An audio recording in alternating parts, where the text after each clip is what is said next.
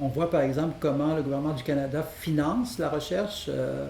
On a simplement qu'à penser aux chaires de recherche du Canada. Il y en a 2000 qui sont financées au pays.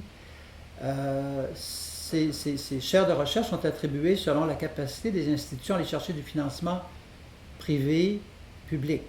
Donc, on sait que l'Université de Toronto, l'Université UBC et des universités de ce type-là vont avoir beaucoup plus de succès avec leur chaire de recherche du Canada, parce qu'elles sont capables d'aller chercher beaucoup de financement. Donc, la plupart des universités qui ont, par exemple, une faculté de médecine, que ce soit l'Université Laval, l'Université d'Ottawa, sont des universités qui sont capables d'aller chercher ces chaires-là. Donc, d'autres universités plus généralistes ont moins de financement privé, public. Donc, elles auront moins d'appui pour leur chaire de recherche du Canada. Donc, elles pourront moins se distinguer à ce chapitre-là.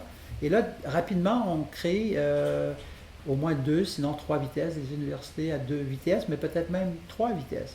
Le problème le plus important, c'est, moi, je dirais, au niveau des chaires de recherche du Canada, parce qu'il y a quand même une pleine autonomie au chapitre de la recherche que les chercheurs veulent eux-mêmes réaliser. Et là, normalement, les universités qui veulent recruter du personnel compétent, qui est en mesure d'attirer, vont essayer de trouver les personnes qui sont les plus novatrices dans le domaine ou dans les domaines d'intérêt pour l'institution.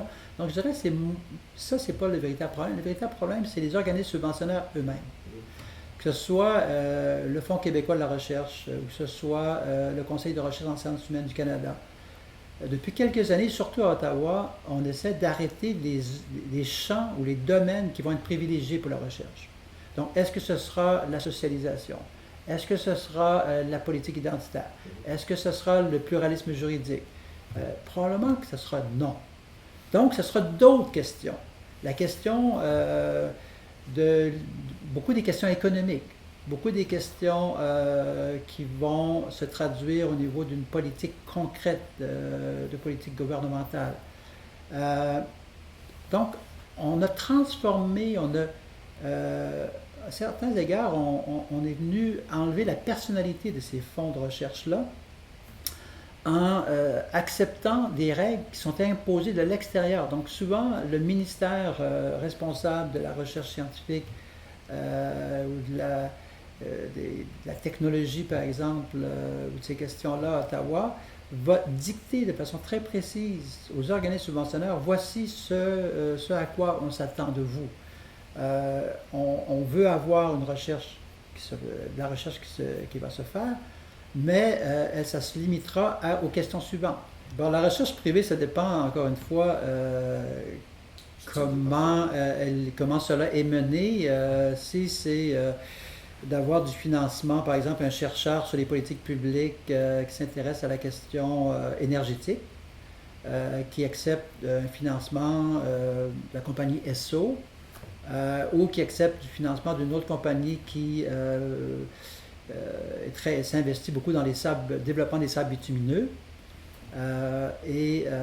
Donc le chercheur, lui, s'il veut avoir son financement, dans quelle mesure sera-t-il, oui ou non, pleinement autonome? Ça, c'est une question qui souvent pose problème, parce que le chercheur a peur de perdre sa subvention, a peur de ne pas plaire aux organismes qui vont le financer. Donc ça, c'est un des plus grands défis, mais c'est un défi qu'on a aujourd'hui, c'est un défi qu'on avait au début des années 80, c'est un défi qui traverse à peu près toutes les périodes. Mais en même temps, on sait bien que ces compagnies-là vont chercher à financer de la recherche qui va favoriser leur façon de voir les choses. C'est pour ça qu'on a besoin d'avoir du financement public sans obligation, donc où le chercheur ou les chercheurs sont libres d'élaborer le contre-discours. Donc on a besoin d'universitaires qui soient autonomes, qui soient libres, et ça on n'insistera jamais suffisamment assez sur cette dimension-là. Les entreprises privées, elles ont des intérêts à défendre. Mais les universités ne sont pas là pour défendre les intérêts privés. Elles sont là pour défendre l'intérêt public. Et si elles ne sont pas en mesure de le faire, bon, ben, elles ne remplissent pas leur mission. Et même si elles ont du financement grâce à des entreprises privées, elles ne remplissent pas les attentes que nous pouvons avoir d'elles.